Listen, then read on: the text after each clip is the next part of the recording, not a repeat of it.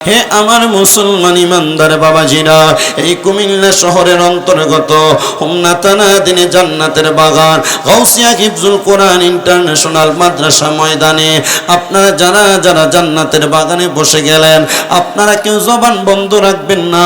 আমার পর্দার অন্তরালে অনেক মা বোনেরা ওয়াজ শ্রবণ করতেছেন। আজকের জান্নাতের বাগান মাহফিল জানি না কার জন্য জীবনের শেষ জান্নাতের বাগান মাহফিল করে এই গাউসিয়া হিফজুল কোরআন ইন্টারন্যাশনাল মাদ্রাসার মাহফিল আপনারা বসে গেছেন। কোন মা বোনেরা পর্দার অন্তরাল থেকে আমার ওয়াজ শ্রবণ করতেছেন? মহান আল্লাহ তাআলা কিন্তু বড় দয়াবান, আমার আল্লাহ তাআলা কিন্তু রহমান, আমার আল্লাহ তাআলা কিন্তু রহিম, আমার আল্লাহ গফুর, আমার আল্লাহ গফফার, আমার আল্লাহ সাত্তার। আল্লাহ তাআলার ওই কুদরতি নামগুলোর ওসিলায় আমার আল্লাহ তাআলা চাইলে আজকের জান্নাতের বাগান মাহফিলে বসায়া আমাদের প্রত্যেকের জীবনের গুনাহগুলো মাফ করাইতে পারে। হোমনা এলাকার রাজঘাটের মানুষ, পর্দার অন্তরালের মা, আমরা জীবনে অনেক গুনাহ করেছি লুকায়া লুকায়া, আমরা অনেক গুনাহ করেছি মানুষের চোখের ধোকায় পইরা, আমরা দুনিয়ার টেনশন মুসিবতের মধ্যে পুরা ধোকায় পইরা আমরা কত গুনাহ কর্মকাণ্ডগুলা করেছি। আমার আল্লাহ দয়া কইরা মায়া কইরা আমাদের গুনাহগুলাকে গোপন করে রাখছে, কিন্তু এই গুনাহগুলা একটা সময় আমরা যখন ইন্তেকাল করব আমাদেরকে ময়দানে মাশরে লজ্জিত করবে, মাওলার সামনে শর্মিন্দা বানাবে, আমাদেরকে হাসরের ময়দানবাসীর সামনে শরম দিবে। না না না, আমরা তো হাসরের ময়দানের মধ্যে শরম পাইতে চাই না, লজ্জা পাইতে চাই না।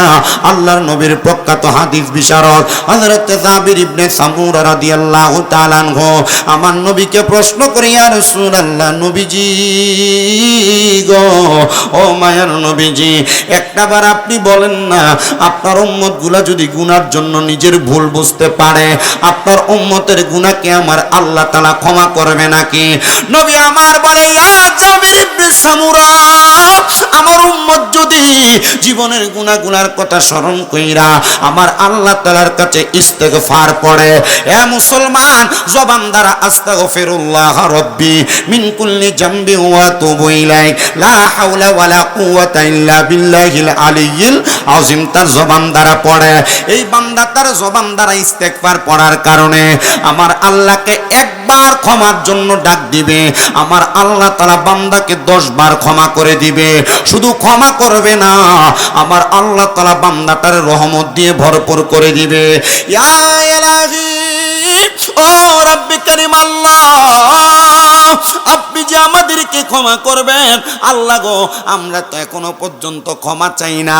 আল্লাহ বারবার বারবার বারবার ডাকতে থাকে, আর রাতের শেষ অংশে আমার আল্লাহ তাআলা আল্লাহর নাম ওখান থেকে প্রথম আসমানের দিকে চলে আসে।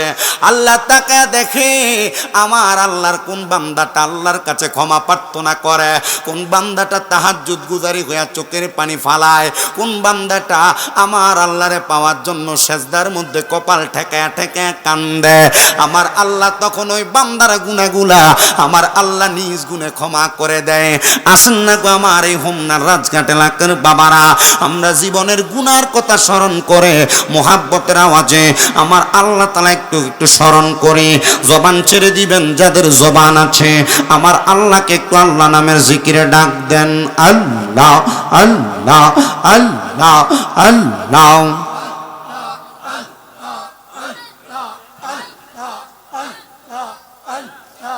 আল্লাহ আল্লাহ, সবাই যাইন বীজের বাড়ি, আমার যাওয়া হইল না।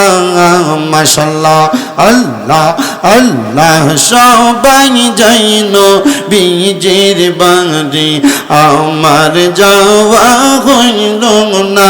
হায়রে দয়াল নবীর রওজা মুবারক আমার দেখা হইল না। হায়রে দয়াল নবীর রওজা মুবারক আমার দেখা হইল না। হায়রে সবাই যাইন বীজের বাড়ি, আমার যাওয়া হইল না। মাশাআল্লাহ, আল্লাহ আল্লাহ আল্লাহ। ধন্য গো আমিনা বিবি, ধন্য তোমার জিন্দেগি। হায়রে তোমার কোলে তশরীফ আনলেন আমার নূরের নবীজি। হায়রে তোমার কোলে তশরীফ আনলেন আমার নূরের নবীজি। হায়রে সবাই যাই নবীজির বাড়ি, আমার যাওয়া হইল না। আমার হাওয়া আল্লাহ আল্লাহ আল্লাহ। নবী আমার জীবন মরণ, নবী আমার সাধনা। হায়রে নবীর দেখা না পাইলে মনে শান্তি লাগবে না। হায়রে নবীর দেখা না পাইলে মনে শান্তি লাগবে না। হায়রে সবাই যাই নবীজির বাড়ি, আমার যাওয়া হইল না। আমার হাওয়া আল্লাহ আল্লাহ আল্লাহ। কত হাজি যাই সেখানে, আমার যাওয়া হইল না। হায়রে কত হাজি যাই সেখানে, আমার যাওয়া হইল না। হায়রে দয়াল নবীর রওজার পাশে আমার বসা হইল না। হায়রে দয়াল নবীর রওজার পাশে আমার বসা হইল না।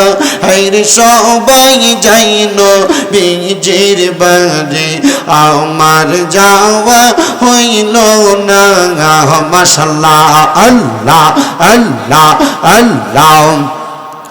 জিকির কর জিকির কর জিকির কর মুমিন গণ, জিকিরেতে মাওলা রাজি আর রাজি নবী গণ। মারহাবা আল্লাহ আল্লাহ।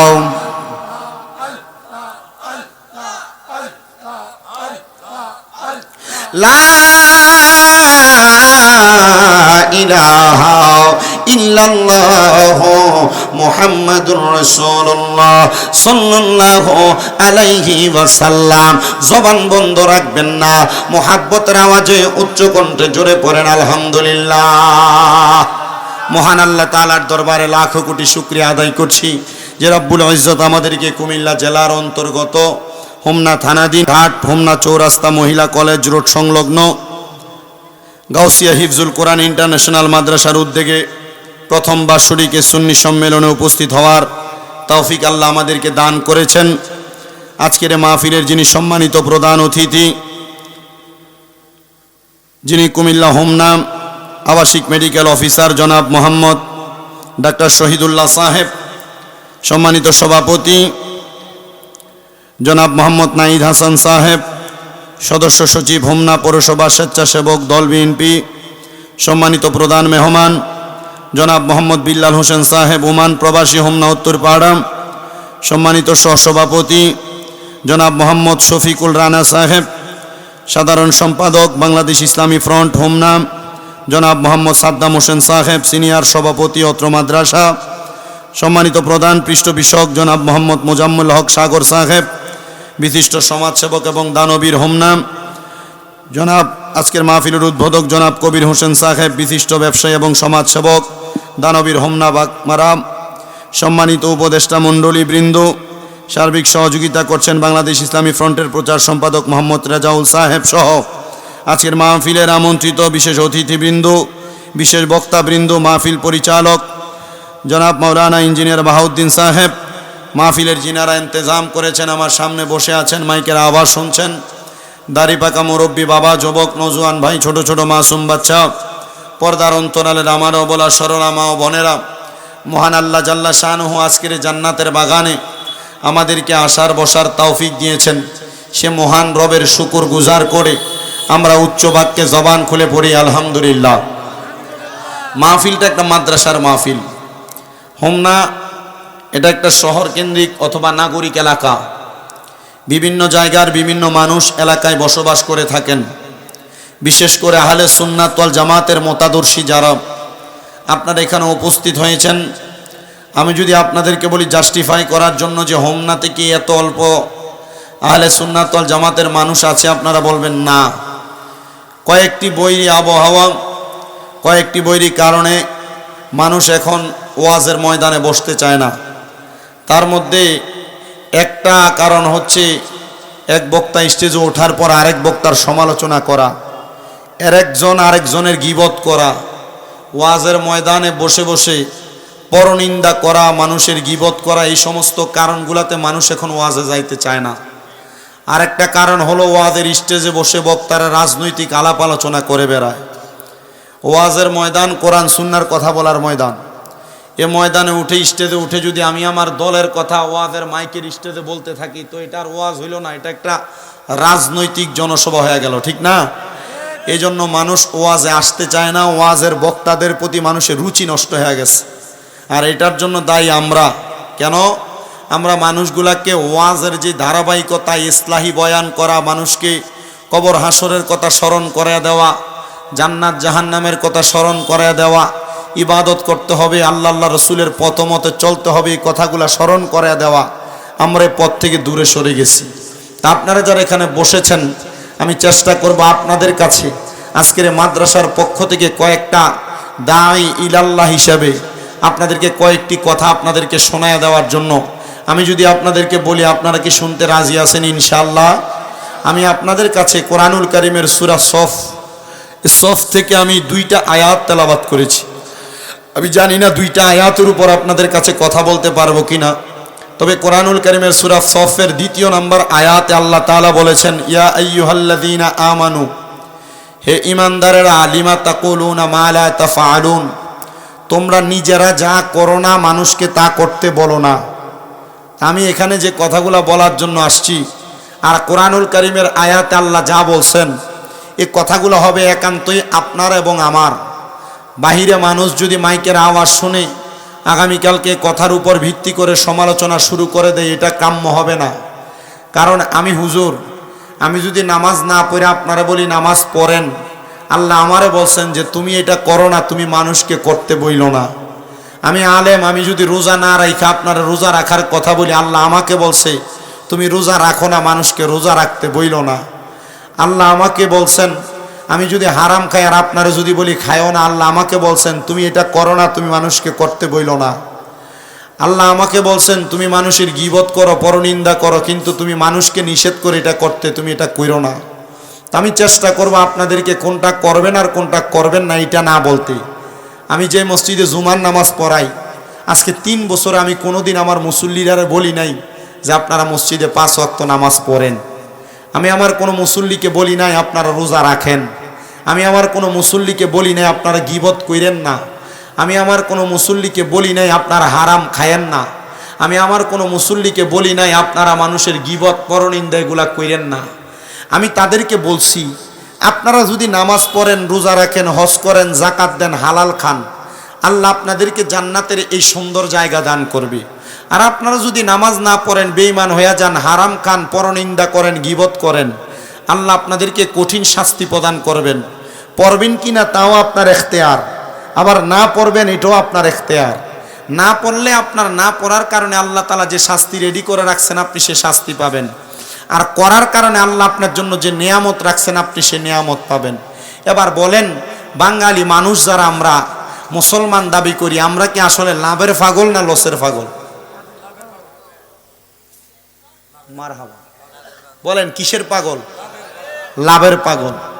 লাভের পাগল যদি দুনিয়ার 1 লাখে মাসে বছরে 30,000 টাকা সুদ দেওয়া হয়, এই লাভের পাগল। কি পাগলা? লাভের পাগল যদি বছরে 1,30,000 টাকা সুদ দেওয়া হয়, কইতাছি এটা বছর দিয়ে বুঝাইলাম, অল্পটা দিয়া, বছরে 1,30,000 টাকা সুদ হয়, তাহলে এই লাভের পাগল। যদি কোনো মানুষকে 1 লাখ টাকা দেওয়া হয়, যদি 1 লাখ টাকায় 3 মণ ধান 1 মাস পরে দিবে বা 1 খন্দের পরে দিবে, এই লাভের পাগল। কিন্তু যদি বলা হয় এই ইবাদত করলে, এই দান করলে, এই সওয়াবের কাজ করলে, নেক কাজ করলে আল্লাহ মরার পরে জান্নাত দিবে, মানুষ চিন্তা করব কোন সময় মরমু আর কোন সময় জান্নাত পামু, এই লাভ দিয়ে আমি করবুটা কি? ঠিক না? নগদ দরকার। এই নগদ বেহেশতের কথা চিন্তা করতে যায় মানুষ তার নিজের কথা ভুলে গেছে। আমি সেই দিকের ধারাবাহিকতা রক্ষা করতে গিয়ে আপনাদের কাছে আজকের কুরআনুল কারীমের সূরা সফের ২ নম্বর আয়াতের উপর কথা বলছি। মুসলমানেরা, আল্লাহ তাআলা কুরআনুল কারীমে বলেন, ইয়া আইয়ুহাল্লাযীনা আমানু লিমা তাকুলুনা মা লা তাফআলুন। আল্লাহ জানায় বান্দা, এ বান্দার দল, ইমানদারের দলেরা, তোমরা যা করো না, তোমরা মানুষকে তা করতে বলো না। আমি আপনাদেরকে বলবো রে মুসলমান, আমরা যারা দুনিয়াতে নিজের ভালোর কথা চিন্তা করতে পারি না, আমরা মানুষকে তাদের ভালোর কথা বলতে যাব না। আমরা নিজেরা যারা ইবাদত করতে জানি না, আমরা মানুষকে ইবাদতের কথা বলতে যাব না। আমরা যারা দুনিয়াতে হারাম খাওয়া বন্ধ করতে পারি না, আমরা মানুষকে হারামের কথা বলতে যাইব না। আমরা যারা দুনিয়াতে জিনা ব্যভিচার বন্ধ করতে পারি না, আমরা মানুষকে জিনা ব্যভিচার বন্ধ করার কথা বলতে যাব না। কিন্তু আল্লাহ, আমরা যারা এই জান্নাতের বাগানের কথাগুলো শুনতেছি, এই গাউসিয়া হিফজুল কোরআন মাদ্রাসা, এই মাদ্রাসার কথাগুলো শোনার জন্য আমরা যারা বসে গেছি, আমরা সবাই তো দুনিয়াতে চিরস্থায়ী বাসিন্দা হয়ে থাকবো না। একদিন আমরা দুনিয়ার মায়া ত্যাগ করে দুনিয়া থেকে কবরে চলে যাব। আল্লাহ গো, আমরা যে কবরের মধ্যে চলে যাব, আমরা তো ভালো মানুষ হয়ে যাইতে পারবো কিনা আমরা জানি না। আল্লাহ জানাইয়া দেয়, বান্দা, মান আরাফা নাফসাহু ফাকাদ আরাফা রাব্বাহু। আল্লাহ জানায়, বান্দা, তোমরা যদি তোমাদের নিজের কথা চিন্তা করো, তাহলে আমার আল্লাহ তাআলা স্বয়ং তোমার কথা চিন্তা করবে। তুমি যদি আমার মনিবের হয়ে যাও, আমার মনিব তোমার হয়ে যাবে। তুমি যদি তোমার রবের হয়ে যাও, তোমার রব তোমার হয়ে যাবে। হে বান্দার দলেরা, যদি তোমরা তোমাদের রবের হয়ে যাইতে পারো, তাহলে তোমরা মুমিন মুত্তাকি হয়ে যাইতে পারবা। হে মুসলমান, রবের হইতে পারেছেন কিনা আপনি আপনার নিজের বিবেককে প্রশ্ন করেন, আপনি আপনার নিজের কলবকে প্রশ্ন করেন। আপনি যদি প্রশ্ন করতে পারেন, তাহলে দেখবেন আপনি আপনার হিসাব মিলিয়ে ফেলেছেন। বলে, হুজুর কেমন করে হিসাব মিলাবো? আমি নিজের বিবেককে প্রশ্ন করলে আমার বিবেক বলে আমি বেনামাজি, আমার বিবেক বলে আমি মিথ্যাবাদী, আমার বিবেক বলে আমি হারামখোর, আমার বিবেক বলে আমি পরনিন্দাকারী, আমার বিবেক বলে আমি মানুষের ক্ষতি সাধনকারী। আল্লাহর নবী জানে তার উম্মত, যেই মানুষগুলোর বিবেক তাকে নিজেকে নিজে ছোট বানায়া ফেলে, ওই মানুষটা কিন্তু আমার আল্লাহ তাআলার কাছে গুনাহগার হিসেবে সাব্যস্ত হয়। শুধু গুনাহগার হিসেবে সাব্যস্ত হয় না, ওই মানুষটা মুশরিক হয়ে যায়, ওই মানুষটা মুনাফিক হয়ে যায়, ওই মানুষটা কাফের হয়ে যায়। ইয়া রাসূলুল্লাহ, কাফের মুশরিক মুনাফিক আমরা হইতে চাই না। নবী আমার বলে, উম্মত, যদি তোমরা কাফের মুশরিক মুনাফিক হয়ে ইন্তেকাল করো, তোমাদের অবস্থা বড় খারাপ, তোমাদের অবস্থা বড় খারাপ। নবীজি গো, মরার পরে আমার সন্তান আমারে দেখবে না, আমার স্ত্রী আমাকে দেখবে না, আমার আত্মীয় স্বজন হারে আওলাদ কেউ আমাকে দেখবে না। অবস্থা খারাপ হলে এটা আমি মেনে নিতে পারবো। নবী বলেন, উম্মত, তোমার অবস্থা খারাপ, তোমার আত্মীয় স্বজন দেখবে না। এই কথা তুমি যে বলো, এই কথা কিন্তু তোমার জন্য স্বাভাবিক না, অস্বাভাবিক একটা কথা। ইয়া রাসূলুল্লাহ, ইয়া হাবিবাল্লাহ, কেন গো? নবী আমার বলেন, তোমার ইন্তেকালের পরের অবস্থা যদিও তোমার আত্মীয় স্বজন না জানে, তোমার ইন্তেকালের আগের মুহূর্তের কথা কিন্তু